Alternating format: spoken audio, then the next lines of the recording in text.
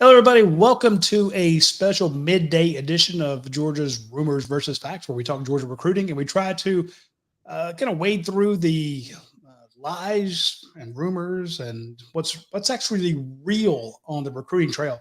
I have a lot of people say that look, recruiting doesn't have the same flavor that it used to because things change too fast. Well, the last thing you want to do is have less information and more rumor out there than what's currently on the market. So we're going to try to wade through some of the stuff that's out there and give you some updates on Georgia recruiting. Now, today's show, the reason we're having a midday show partly is because we didn't have one last week and we wanted to have one tonight. Something's come up for this evening that I can't be a part of.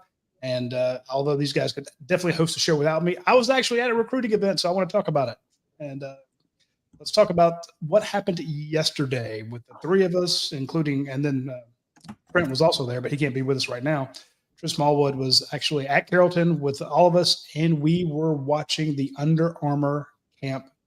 I want to say call it a combine because they actually did some testing there, but it truly was more of a camp. They put them through their paces and such, but there were a lot of Georgia targets there. And of course, anytime Under Armour or Rivals comes to Atlanta, the kids show out. They show up, they compete, they go head to head. Craig Albert of ESPN was saying, 25% of the Under Armour game roster came from the Atlanta camp last year. That's pretty damn impressive considering they have, 10, 15 camps all over the country. That 25% of them could come from one stop in Atlanta. It shows you how talented the state of Georgia is. And there were kids coming from Alabama and Mississippi and South Carolina and Tennessee. They all came to the Atlanta camp yesterday. And if they had a Georgia offer, we tried to speak to them. So I'm going to go right to it with Jed and Lance here real quick. Jed, who stood out the most in your opinion? We'll talk about which guys are kind of leaning towards Georgia and maybe some guys that we didn't talk about, but this was a chance to see the good on good. And I want to get your idea of who kind of stood out the most to you. Well, first of all, Roddy, good for you for getting out of the house. We like to let the old guy out and still do stuff to keep him active every now and then. But yeah, as far as, it was a really loaded, last year at this camp there was a lot of top offensive line talent, and I think this year it switched to the defensive side of the ball because you had, one guy that really caught my eye was Jordan Carter out of Douglas County, just absolute stud, 2026 guy. He's just dominating guys all day long. Georgia's offer there. He's teammates with Aaron Gregory, who's another top target as well. Jordan Carter, Davern Geralds, who's another, I believe, 2026 guy in the state of Georgia, and he's Carter's more of an edge type. Carter's more of an edge type. Gerald's is more of a, hand in the dirt, maybe three technique type, but played really well as well. And then you can't mention the standouts without talking about Justice Terry, because every time you see him it's fun to see him in a setting like this, because playing in, no disrespect to the folks Manchester High School plays, but this is a chance for him to really go up against competition that maybe he doesn't get on a basis of every Friday night. And he looked fantastic as expected. Shows why he's a 5-star, and I think he's probably the highest rated commit Georgia's got in 2025 right now. So a lot of really good talent there, but especially on the defensive side of the ball in the trenches. I'm gonna go back to defense. Zion Grady, who former Alabama commit.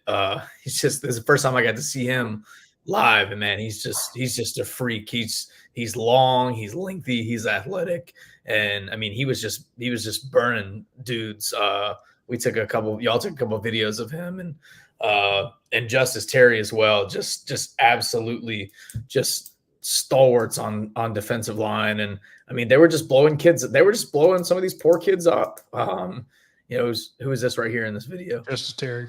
Yeah, I mean just right around. That's just rude. Yeah. I felt bad for some of those kids, but I mean, like Jed said, like I cover a lot of smaller classification football, and Justice really doesn't get a chance to be dominant because he gets double teamed a lot. But man, he was showing out yesterday at that camp against the best competition in the country. And the thing about Justice is, he's strong and it is going to get stronger, but with the quickness and athleticism to get off the ball like that is pretty ridiculous. To mention one offensive guy, Travis Smith is a guy who Georgia has been prioritizing over the last few months at receiver at Westlake. He's a lot bigger. I think I told you this yesterday, Roddy. He's a lot bigger than I thought. He's 6'3", probably pushing 200 pounds. Very, well put together guy. He was impressive. I know you were videoing a pass where he had a nice catch kind of over the shoulder on a fade ball down the sideline. So, and Ethan Barber looked good. I don't think I've never even been to one of Ethan Barber's games. I don't think so. Seeing him there, like you said, Lance, going against some top competition was good to see. I know he got a good catch where he reached way up and caught one. So a couple of impressive pass catchers on display. One committed to Georgia and one that Georgia's hoping to bring into the fold eventually. Yeah, and Devin Carter, Cedar Grove, I believe is a 2026 wide receiver. He looked pretty good as well, and he gave me some good background on current Georgia running back in 2025 class commit Bo Walker as well, and also going back or mentioning Brian McClendon, Devin Carter, that was his main contact at UGA, but he told me that he knows that Kirby's going to hire whoever Kirby hires is going to be the right guy for the job, and so he's interested to see on who that is. I don't know I know that you wrote in your article about Travis Smith, about Brian McClendon as well. Mm-hmm. Show a quick video there of Ethan Barber. You're talking about him, but go ahead. I mean to cut you off. I just want to let the folks who are listening see what we're seeing. Yeah, and to get into kind of some of the intel we gathered yesterday, Travis Smith was very clear. He's like, yeah, Brian McClendon leaving hurt. He was really close with him. They were both Atlanta guys, so they built that connection there. He said Georgia, and he kind of admitted, he was like, yeah, there's reports that said Georgia might be the team to beat, and that's not necessarily inaccurate. So he's gonna. I don't want to say reset his recruitment, but it's time to evaluate things, and he's going to be back in Athens soon. And like you said with Devin Carter, Lance, he's going to be looking to see who that next hire is. I'm sure it's going to be a strong hire just with the nature of the Georgia program. And then it's going to be, I'm sure Travis Smith is going to be one of those first calls for whoever the new guy is, because Georgia really, really, really likes him a lot.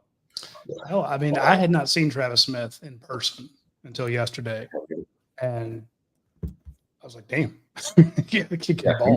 I'm telling you, he's a lot bigger than I had thought. I mean, that looks like a guy who you're going to bring in, and he's at least got the size to be able to help you out blocking from day one. I mean, he's a very well put together kid.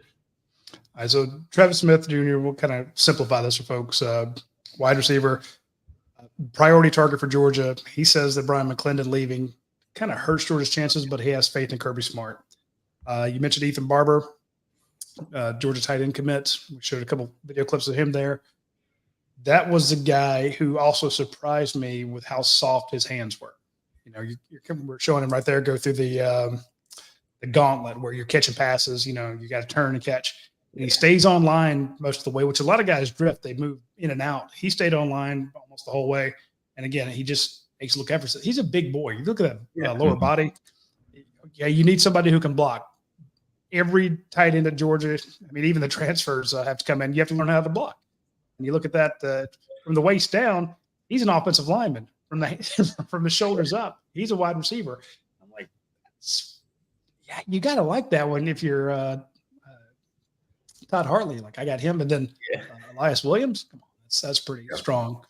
And of course, Justice Terry. I saw that everybody we spoke to, and that's not just amongst the Rivals. The Rivals had a huge contingent there. We had John Garcia there as well, and some other Rivals reporters.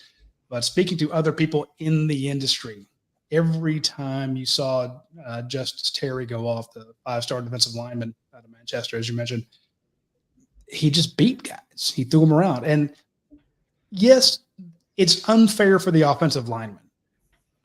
If you're going one-on-one, the offensive lineman knows when the ball's supposed to be snapped. But if you jump off sides, there's no punishment. They just reload, and then you can guess again and see if you get the snap right.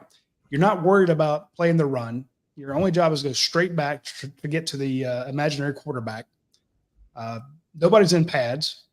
You're not wearing a jersey anybody can grab a hold of. So it's really unfair to the offensive lineman. But still, in this scenario, you see great offensive linemen stonewall guys. just through hand fighting and positioning and moving their feet. One guy we saw yesterday did not look that great that Georgia's really high on, and some of the other offensive linemen showed out. North Carolina commits out of what's he had a Grayson. Are you talking about Gainesville, Alex Payne? Gainesville. Looked great yesterday. Dice, Tavares Dice, who's probably going to wind up at Auburn. He looked great. And again, you can win those drills, but it's tougher. So yeah, you're going in at a disadvantage. But Justice Terry, with those, you give him those advantages on the defensive line. You line him up in he was in a zero technique a little bit. That he was in a 3-eye. Wherever he lined up, he just killed people. If you're a Georgia fan and you're thinking, oh, man, what are we going to do on the defensive line? Lose a lot of players this year. Justice Terry coming in next year. That man is filthy. Mm-hmm. Yeah. And yesterday, I mean, because I had thought he would be more of the Trayvon Walker comparison has been thrown around a little bit just talking to him. But yesterday, you almost thought he was a little bit more like a guy who could be used in a Jalen Carter-ish fashion more so than a Trayvon Walker. And obviously there's people smarter than me who are going to make those decisions and whatever. But I guess moral of the story is he's a guy who can play multiple spots without much of an issue for sure. Yeah. And he's got 10 more months until he gets on campus. So he's only going to get bigger and stronger over the next year or so. Yeah, I was just kind of looking through some of the stuff you put up there. Some of the clips. Sorry, they're just. Kid had no chance up there. Sorry, I just got to go through that. There was a lot of the 2026 guys that we saw for the first time yesterday, and if you go to UGAsports.com, you can read about all of those new guys like DeVaron Geralds, who was actually, I think, named one of the MVPs of the whole thing. Yeah. Mm-hmm. Offensive lineman Cortez Smith. Yeah, look good. And Georgia wants him as a center, and that's one of the, I guess, over the past couple cycles, you bring in these guys like, okay, it could be a guard, it could be a tackle, maybe he could snap. Like Georgia wants Cortez Smith as a center. Just that's what it is. And I think Georgia's the team to beat right now for Cortez. He's been to Athens. I don't even know how many times, camp wise, games, spring practice, about everything you could think of. Cortez Smith has seen. So. I think that's Georgia's recruitment to lose right now. Speaking of center, I spoke to the Alabama 2026 center, Zyke Helton, and it is amazing to look on his previous rivals profile and see that he was 6'3", 325 pounds. He's 250 pounds now, and that's after gaining weight.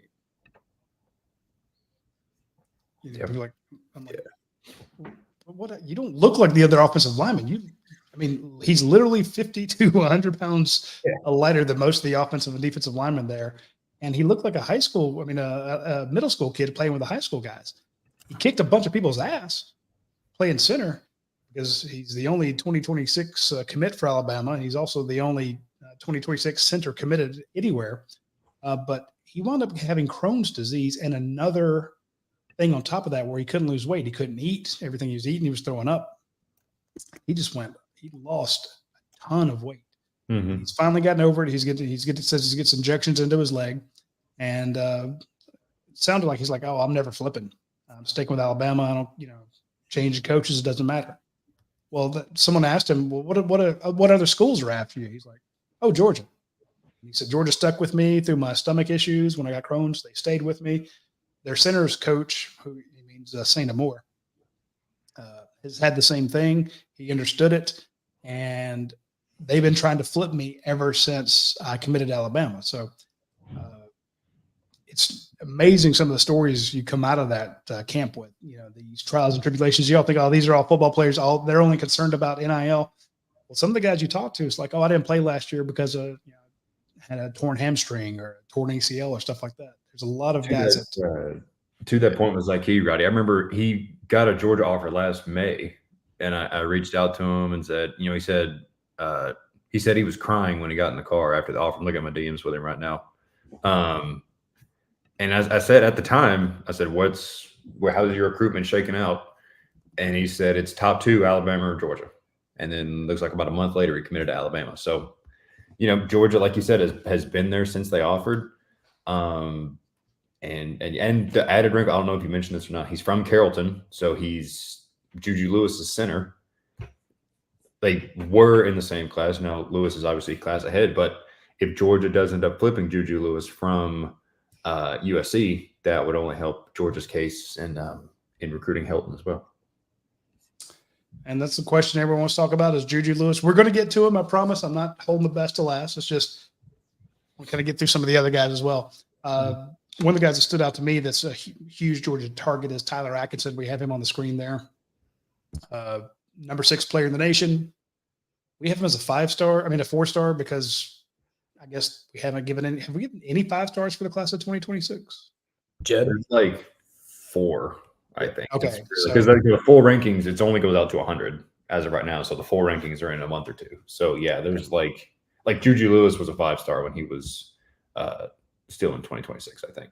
I was just wondering because the fact that he was at number 6 in the nation, and I will admit to having, I don't want to call it Grayson fatigue, but there have been so many highly coveted prospects out of Grayson. And, you can throw Buford in there as well, that because they're such football factories, they get known about early and they do well and, they impress you, but they haven't all lived up to the billing. A lot of them have, which is why you're always looking at the next 9th or 10th grader out of Buford or Grayson to see who's going to be a star. Tyler Atkinson yesterday. Damn. 2026 kid. Well, if he reclassified today, I would believe it. If he were reclassified to 2024, I'd say sign him. And if anybody wants to talk about the freak show kind of athlete this Atkinson kid is, he when we got there, he's working out as a defensive lineman. And for those, like I'm sure most of y'all have never been to an Under Armour camp, it's D lineman, O lineman. Everybody gathers up for the award ceremony. And then they go outside, and that's when media get to them. So we're out there looking for D lineman, O lineman, and we're like, "Where's Tyler Atkinson at?" We got to talk to Tyler. Who's working out with the linebackers now? Oh, so that's Lance. You talked to him yesterday. You would be able to confirm, but Georgia is talking to him mostly as an inside guy. Yeah. Now, but it's like he could like he got around about 200 pounds now. He could stay there and be a really good inside linebacker, go sideline to sideline, or he could end up bulking up to about 225, 230 with the freakish twitch and athleticism and stuff and be a nightmare on the edge. So the sky is the limit for Atkinson. And it's funny to say about a guy who you still really don't know what position he's going to end up playing in college. But yeah, sky's the limit for that kid for sure. He had like 200 something tackles this year. Yeah, the one game that I watched him, Grayson versus Lions, he had like 16 tackles. He had like 4 sacks. It's just preposterous. Yeah, and he's so fast. And he was recently at Georgia he visited on like a Wednesday night a few weeks ago, and he told me that I don't want to give up too much of the information we have on the vault, but I mean, he met with Glenn Schumann and Kirby, and he spent time with Schumann one-on-one, just watching film, and then they just kind of chopped it up. And he loves Georgia, and that relationship is really good because they've been going after him since he was in like the 8th grade. Yeah, and you can see why. Mike Bobo was there yesterday. Yeah. Now, normally coaches are not allowed to go to these camps. It's forbidden for them to do so. But Mike Bobo is also a dad, and if your kid is in the camp, then you're allowed to go to the camp. So you're allowed to attend it, and they can't keep you from watching your kid, even just because your job is college football coach. Yeah. So Mike Bobo's son was one of the quarterbacks there, and Mike got to go. I think same with Buster Faulkner. I think one of his kids was there. Yeah, his kid was there. Just don't know his kid. I'll know all Mike's, but I don't know Buster's. But that's the only way he could be there. And the two of them were watching, of course, their sons.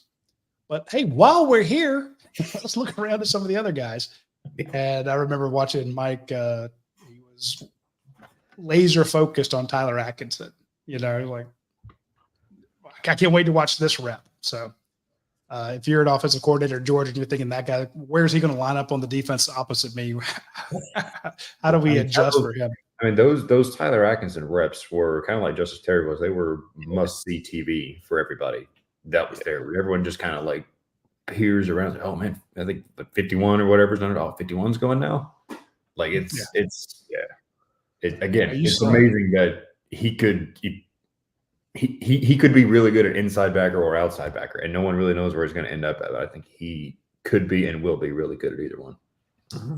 That's a strong dude.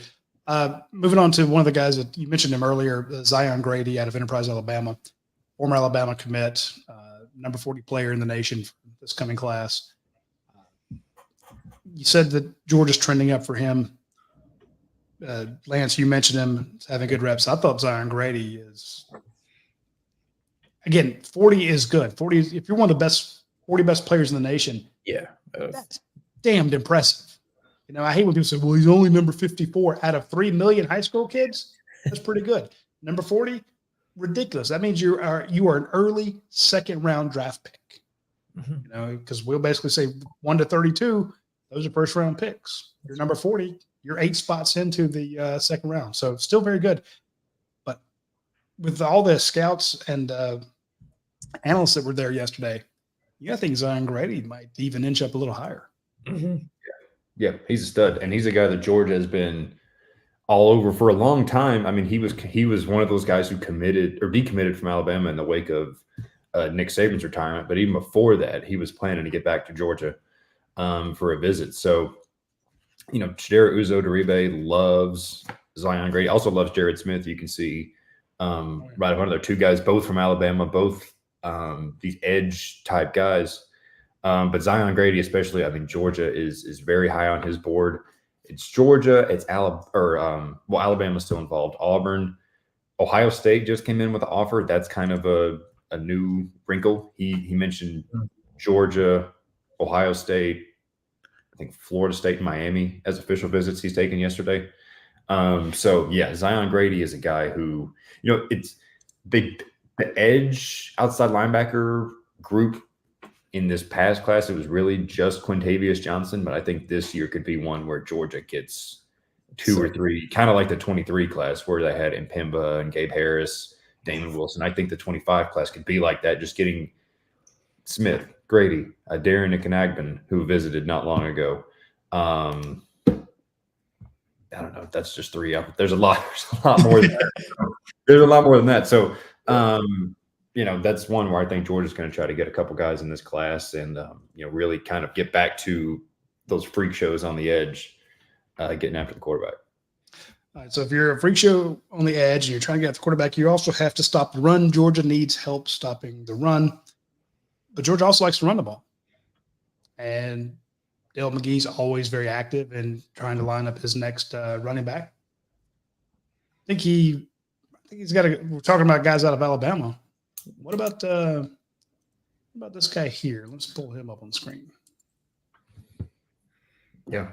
I mean, Georgia's been in on him for a long time. God, what does that say? Is that 73 offers? Good grief. I've never seen it. I mean, granted, a lot of these, you know, some offers don't necessarily get added to these profiles. That's the highest number I've ever seen for a kid. But Alvin Henderson. Georgia is all over Alvin Henderson. Dale McGee texts him every morning. I think it's Georgia, it's Bama, it's Auburn, it's Florida State, it's Miami. There's a lot of schools in there. A guy that was interesting to me yesterday, Rowdy, and you pointed him out during Gill stuff, is a Kylan Deere out of Mississippi. You know, he ran a 40, and you were like, "Who is that?" And he's super been on the radar. But I talked to him, and he's like, "Yeah, Coach Dale texts me every morning. Texts me a Bible verse every morning." So he's a guy that is going to be interesting to watch because he's visited Athens once, and he said it was when Stetson Bennett went to the draft. So let's say about a year ago. He wants to get back this spring, and he said Georgia is for sure getting an official visit. So, you know, is it? I don't want to say too late. Is Georgia going to be able to catch up to some schools that have hosted him more? We'll see, but they've definitely got an opportunity ahead because he raved about Georgia, about Del McGee. You know, Georgia loves him as a well-rounded, you know, catch the ball, pass protect, run the ball, obviously. So that's an interesting name that's kind of now on the radar for me, at least, coming out of yesterday, going forward. Georgia you come all the way from Quitman, Mississippi, to Atlanta to show out. You catch everything in the drills, but your 40 time, you have a bunch of jaded guys who run these camps. I don't mean in a mean way, but they see like, okay, last Sunday we were all in Orlando. You know, they had 200 kids come out there. We're in Atlanta, 200 more kids. You start getting 400, 600, 800 players. They don't have any skin in the game. They're just there to take their heights, weights, measurements, and stuff like that, run the camp, let these guys show out. And when your worker bee goes, holy crap, after one of the guys runs the 40-yard dash, that gets your attention. Yep. So Deere was he was turning heads. There's no question there. For sure. What about Jamichael Jones? Rodney, did you speak to him? I thought that 26 kid, he did very well yesterday. Jamichael Jones, definitely. This is a guy that started as a sophomore on a team that has 4 running backs. They have a junior, a senior, a freshman, and he's a sophomore. He had 1,200 yards, all-purpose yards. And then he said he had I asked him how many touchdowns he had. He said, I had 20 touchdowns. Like, how many carries? He goes, 200 carries. And I'm no math genius, but 20 into 200. So that's pretty much every 10 carries. This guy's scoring a touchdown. He's from Pike Road, Alabama. He grew up in, Montgomery. As a fan of Auburn and Alabama, which I get. But, 5'11", almost 195 pounds, just an absolute bruiser. Loves Georgia, loves Del McGee. Hears from Del McGee about every couple of weeks. I said, well, what does it mean that you have a Georgia offer? He goes, as a sophomore to be offered by the University of Georgia, that means I'm doing something right. I'm like, pretty much. So, yeah, Jamichael Jones definitely got to keep an eye on. I definitely want to catch one of his games in person. I mean, he's having to share the rock, and he's still putting up crazy numbers. So, definitely a guy I want to keep an eye on. All right. Trying to find. Oh, I guess we got to talk about the disappointment. Or a guy I was kind of disappointed in at the camp yesterday was Juan Gaston. Or Gaston, excuse me. I want to say Juan Gaston because it sounds so cool to say it that way. There's Juan Gaston out of Westlake. I don't think he had a great camp. I know Georgia's high on him, but I just don't think yesterday was a good showing for Juan. Yeah, not the greatest day. I know we were talking about Davern Gerald's earlier. He kind of, bull rushed him back into the quarterback, I guess, which that's impressive for Gerald's to bull rush a guy who, we've got him at 6'8", 330 and looked every bit of that, if not more. Yeah. But yeah, not the greatest day, but like you said, he's a guy Georgia's high on. I think at the current trajectory, he could be a guy who, like with Nair Daniels, like with Daniel Calhoun in this past class, would be a guy that if he chose to Georgia is going to go through a intense strength and conditioning program over his first couple months on campus to get in a little bit better shape. But yeah, like I said, not the greatest day yesterday. But like I said, when you look at him here, like, okay, these guys. Oh yeah, it's the giant guy wearing number 95. So he's got all the size you could ever want. It's just a matter of utilizing it properly, I guess. Mm-hmm. So I think Calhoun came into Georgia. Was it like 365, 370? Yeah, which is nuts. And I remember Kirby saying on early signing day or national signing days, whatever you want to call it, said that, listen, these guys are out of shape. They got to cut it down. And yeah, I agree. Gaston's kind of a bigger stature, but that was the first time I've seen him in person. And, he, like you said, he didn't have the best day, but he's kind of fun to just watch, like walk around because he's so much bigger than everybody else. Yeah, if you're watching the screen right here, this 66, that's like he held to that guy. I told you used to be 325. Yeah. Now down to 250. Cut. Again, he looks so much smaller than everybody else because he's lost so much weight, but he says he's getting it back, and now the stomach's good. And here's the thing. His body was used to moving 325. Now it's moving 250, and this kid can zoom Yeah. And Well, that's what I'd like to see in Gaston. It's like, look, lose some of that weight around your middle there. And with your size, you can, and to your point, Georgia's had guys come in. I think go back to Jordan Davis, Mhm. first round draft pick, showed up heavy, lost weight. Now he just glides across the ground and he tearing it up in the NFL. Again, not to say that's the only issue. He also is incredibly strong and a great hand fighter and great technique. But we're talking about the guys that kind of blew us away. I was expecting a lot more out of Gaston. It's not the same thing against him. It's just okay. Now let's see what you can do. And I just don't think he had a great day. And he's still invited to the Under Armour game. He's still highly coveted. You just can't grow 6'7", 6'8" guys, in your backyard. I want to see him again. I'm really hoping he comes to the Rivals camp, and I really hope he gets some better reps. So that's just me. Anybody else you guys thought of that didn't quite live up to the hype, if you will? I mean, it's not necessarily Georgia specific, but Deuce Knight, the quarterback, committed to Notre Dame. He's a top. I don't know. He rated highly. Georgia offered him. I don't know that he ever got on campus. Committed to Notre Dame. Had some wayward passes yesterday. And listen, some of these throws, like in one-on-ones, there were a few passes that looked like, okay, he's expecting a guy to run a comeback route and the guy right down the sideline, and like none of these guys have ever really worked together before, so that's going to happen. But yeah, just some wayward throws. I mean, obviously, Christian Langford from that's used to be at Buford. I forget where he transferred. He said it yesterday, and I forgot. One MVP. He was impressive. But yeah, not the greatest day for Deuce Knight yesterday either. Antoine Hill, quarterback out of Houston County. Georgia's not pursuing much anymore, but he kind of, that's the first time I've seen him. He missed a bunch of passes, and just some of them it just looked weird. His release was a little weird to me from what I've seen on tape, but he didn't have the greatest day in my opinion. Now, and to your point, it's easy to when it comes to quarterbacks, the hype on quarterbacks is always really, really high. Yeah. Then when you see them in person, you're expecting them to be, an All-American. And they haven't worked with each other with these wide receivers or DBs. And the running back, the wide receiver comes to him and says, "Hey, I'm running up and out." And then he runs it poorly, or I'm running and they always want to run fades, give me a go. And you can only throw it so many times to a guy that's can't get out of press coverage, so you're like, you're expecting to break inside, you're expecting to break 10 yards downfield, and he goes 15 or 5, and then you're trying to adjust to him. So it's tough for that. But I'll say one of the guys that kind of did live up to the hype was Juju Lewis, and everybody wants to talk about Juju.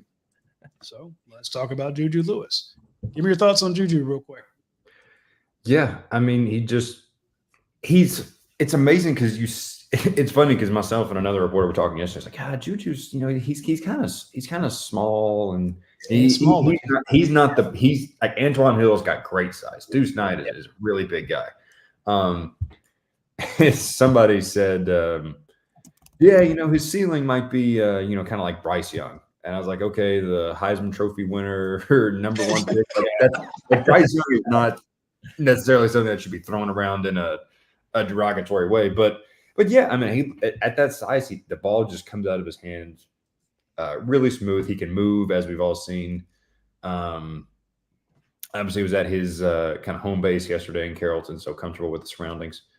But yeah, I mean, there's what's the word, Rowdy? I'm sure you've experienced this with some of the guys you cover. There's a little bit of like an aura, like when Juju comes in the building and he's getting it factor, man. It factor. Burnell Brown last weekend, Burnell Brown III, when he walked out on the field, all the other athletes pay attention. Mm-hmm. Exactly. I don't say are awestruck, but there's that star factor comes out.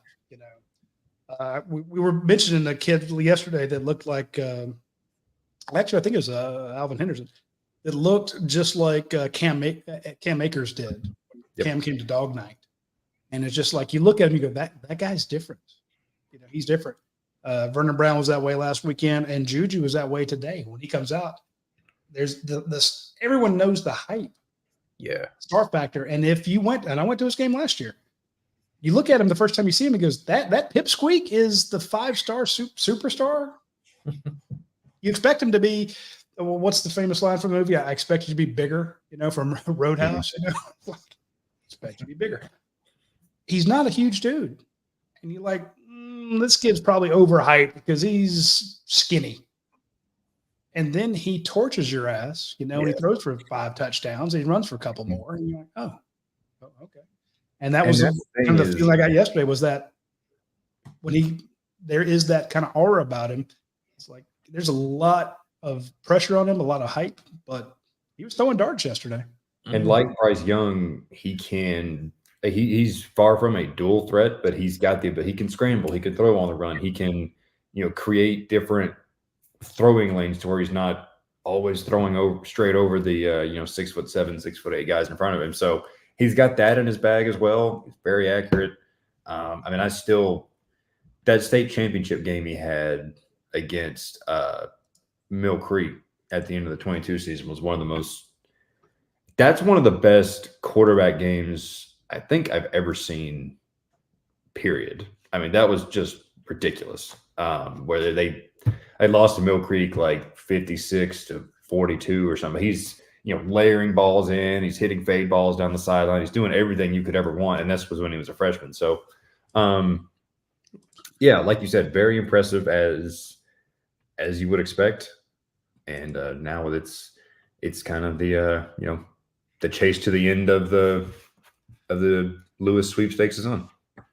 He just kind of has this like calm demeanor about him too. You talk about that kind of aura, like whenever I noticed him just kind of standing alone, and then he'd walk back and forth, talk to the other quarterbacks, and then he would just come and just ball out, and then he would just he wouldn't boast about it. He wouldn't be like, hey, that was a good pass for me. He wasn't cocky at all. He did his business, and he went about his way as just I think he knows he's good, and he just is not bragging on himself and stuff like that. And there's plenty of others that can do that for him.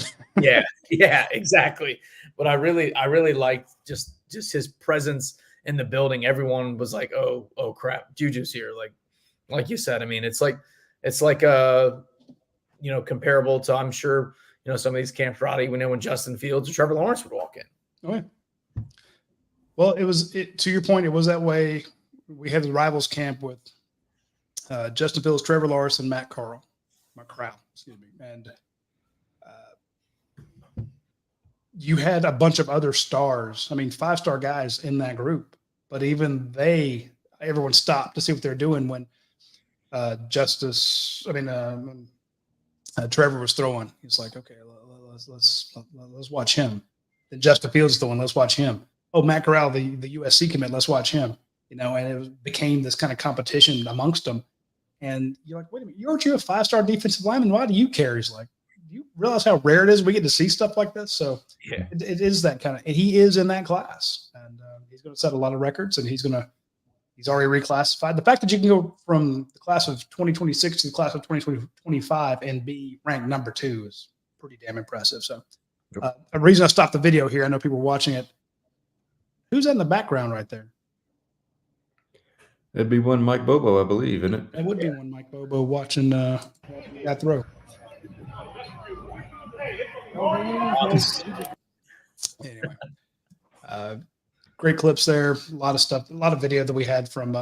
We're still processing the video. Bobby Andrews is going through a lot of it. We'll have a lot more of it up there. But Eddie asked the first question of the show. Eddie from Ackworth, great contributor to our site, and he actually hosts a show on Sunday nights. Y'all need to watch. I think it starts at 7:30 on the same channel, so be sure to tune into Eddie and the boys. But he says, is it realistic to expect Georgia to flip Juju Lewis? And if we don't answer any other question today on the show, a lot of people said that camp was held at Carrollton just to get Juju to show up. I don't think that's true. I think the fact that Carrollton has a good indoor facility and a lot of It's a good central location for a lot of people coming to Atlanta for the Atlanta camp. It's nice. I mean, if we'd been outside yesterday, it was still cold inside, but the camp started, it was 30 degrees. So if you're going to host it on, February 19th, I'm glad you actually had an indoor high school facility to have that at. So shout out to Carrollton for having that. Thank you, Tyler Sabo and the folks over there.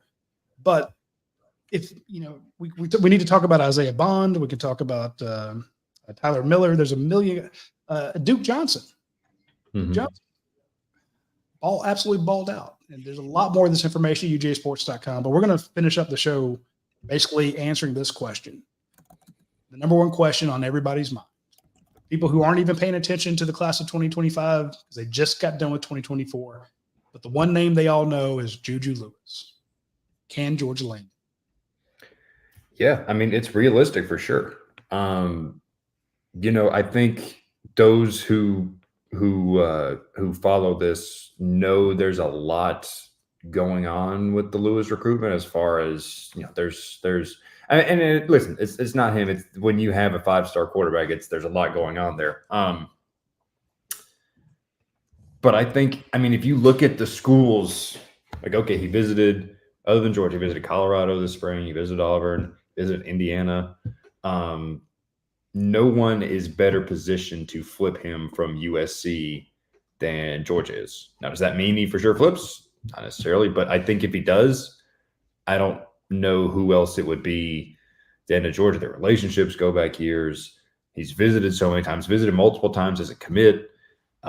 It's a hell of a lot closer to Carrollton than USC is. So it's the home. It's probably 2 hours to Athens. So there's a lot of things working in Georgia's favor there. I don't know if it'll be enough to land him, but if it's not USC, I think it's Georgia. I don't think anybody else is in a better position than Georgia is. I'll agree. And his relationships go back with Kirby. Since he was he's another kid that Georgia got on early and the 8th grade, I think. And, Juju's said, I think there was a spring practice last year that I saw him walking around. And then, I think in a fall practice, he was there as well. So he's very comfortable with the staff. And I don't think he ends up at USC as of right now. And Georgia's got momentum right now with him. And I believe he wants to wrap up his recruitment early. He's committed, so he's wrapped it up, right? Yeah. Well, I'm talking about I know what you're saying. I'm just saying. I got from him. To your point, it's evident. It supports your point because he committed. It's like, I'm done, but he's not done. The update I got from him was he's taking official visits in June, and it's going to be done, like you said, done before the season, one way or another. Now, are people? He's impatient to be in the NFL. I'm just saying that he's not going to be drawing out his college choice. To your point, he is ready to get into college, get his years in, and go to the league. Exactly. If he decides to stick with USC, for example, I don't expect Georgia to give up on him on August 1st, just because the season has started. But that's the goal. Is what he has said. Is he wants things to be wrapped up by the start of the season. So that's it's what's today, February 19th. So that's probably, let's say, 6 months till the start of the high school season. That's I would expect him to be back at Georgia in the spring, and say take an official in June. Then that month of July on Juju watch is already gonna be a fun one, I can tell. Looking down the line. So it's to wrap it up. It's realistic. I don't know that I would predict it necessarily as of the second, but it's very realistic for Georgia for sure. To me, people said that KJ Bolden would never flip from FSU, and I'm like, yep. Kirby called, and what did he say? KJ Bolden said the day he committed to FSU, he got a paragraph-long text from Kirby Smart saying, "Hey, I'm not mad at you, but we're not going to stop recruiting you. We're going to try to land you." We told everybody the day it happened because we expected him to pick UGA that day. He picked FSU. We knew that FSU was a possibility. That's what someone in his family wanted. He did it, and we're like, it's not over. And it wasn't. This one is not over. I agree with Lance. This is not something he wants to draw out a long time. FSU basically, in my opinion, made an offer that he couldn't refuse. He liked it. He wants to be a Heisman Trophy winner. It's a guy there's won a lot of Heisman trophies with his quarterbacks. It's a good fit for him. It's that caliber, but also there's stuff in his. This is not a guy who sees himself as, hey, I'm going to be a good college quarterback. He's thinking to the pros. Yeah. Mm-hmm. So he wants the most development. And we're not hearing about a lot of other schools. You're not hearing about Ohio State or Penn or you're not hearing about Texas or Colorado. Well, maybe Colorado, but you're not hearing about a ton of schools who are in it for him like Georgia is. To Lance's point, the relationships and the number of visits. So if he goes anywhere else, I think Georgia's the number one option. But Georgia's going to have to treat this recruitment differently. And if they can, this isn't the same as landing a defensive lineman or cornerback or something like that. This is a KJ Bolden, Caleb Downs style recruitment. This is outside the normal bounds on NIL, on exposure, on development. And this is one that Kirby wants really bad. He wanted Caleb Downs badly. He wanted KJ Bolden badly. He wasn't going to lose out on both of them. Well, Juju Lewis is that kind of difference maker that they absolutely want. And they don't feel like you can't let that guy go. That's like missing out on another Deshaun Watson. That's like missing out on another Trevor Lawrence. It's missing out on Justin Fields after he transfers. It's just, you can't keep letting the best quarterbacks in the state go somewhere else.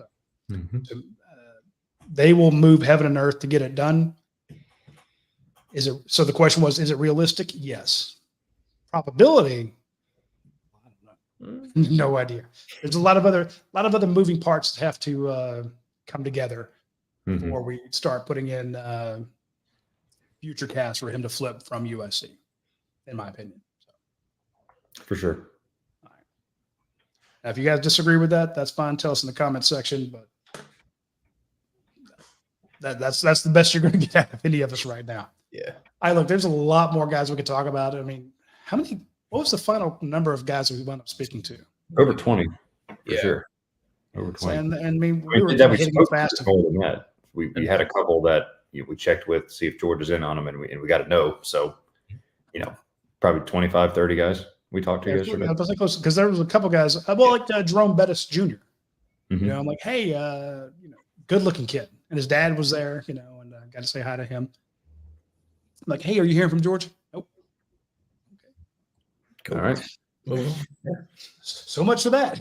So he was on the list, but and I mean, when you have when Jed sent us a list of guys, it's 4 pages. And we had a few, guys that were on that list who didn't show up either. Yeah. Yeah. So, but I mean, there's a lot of guys we'll reach out to, Shamar Arnaud. It's a good looking kid too. Another kid out of Canada. We can talk about so many guys on this list. It's too long, and we say them fast. And if you're not a diehard recruit, Nick, then maybe it would have been better for me to have all their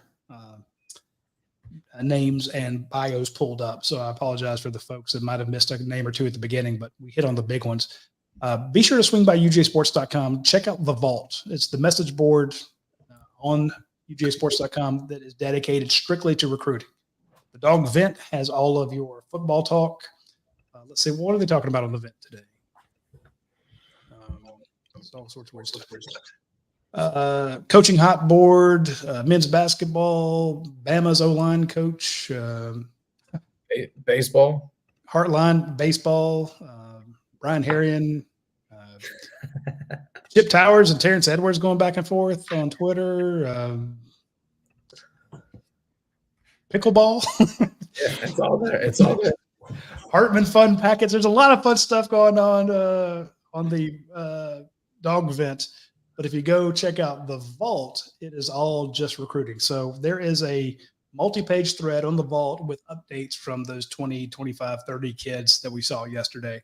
And there's also I spoke to 10 different players in Orlando last week, and that thread is also, or that post is still on the board at the Vault, so you can reach out to a lot of the Florida kids that we spoke to about it. So back-to-back weeks, back-to-back camps, and close to 40 players, 40 updates. So there's a lot for you to read at ujsports.com. Anyway, we're going to take a break, or we're going to take a break for this week. That's the end of the show. We will be back next Monday, and hopefully I will have Joe Winden on. We promised to have him on because of scheduling conflict on my end. We couldn't do that today, but we'll have Joe Winden next week, and we'll get him to talk about some of the guys that you need to be watching out for and some guys that maybe we underranked or overranked. He's not shy about his opinions. He'll share them. So be sure to tune in next Monday night at 8:30. We'll be talking Georgia recruiting then. All right. For Jed and Lance, I'm Roddy, and we will see you folks later.